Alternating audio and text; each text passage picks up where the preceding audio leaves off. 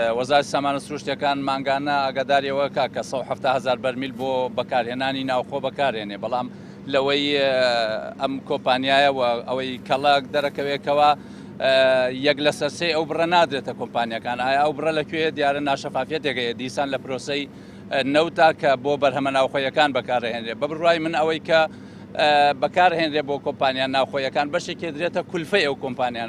ضرورە حکوومەتی هەرێم ڕاشکاوانەوەی ئەعلان کە ئەگەر دوو کۆمپانیایی بەتوانان لە بواری پاڵاوتنە تەنها 30 تا 40,000 بەرمیلیان بدرێتێ، ئایا ئەو 170,000 بەرمیلێک کە وەزارەتی سامانە سروشتیەکان باسەکەی داتە بەکارهێنانی ناوخۆ لەکوێیە، بۆیە ضرورە حکوومەتی هەرێم وەڵامی ئەوەی هەیە. طبعاً ئەمانەی ئەم کۆمپانیای لەگەڵەوەی کەڵک بە قانونی استثماری هەرێمی کوردستان دامەزراون، دوای ئەوەی فترەی استثماریان کە بۆ 10 ساڵ تەواو بوو، دوایەوە زەریبەیە دەنە حکوومەت.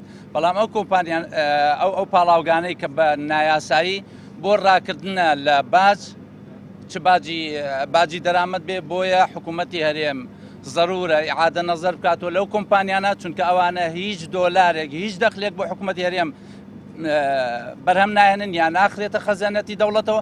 ئەکرێ بڵین ئەو کۆمپانیانە کۆمپانیایەکن کە لەوانەیە کەسی بەرپرس لە پشتیان بێ یاخود هەندێک لە ئەحزابە سیاسیەکان بەرپرسن، بۆیە ئەوەش بەشێکە لەو ناشەفافیەتەی کە ئێستا لە کوردستانە ممارەسە ئەکرێت.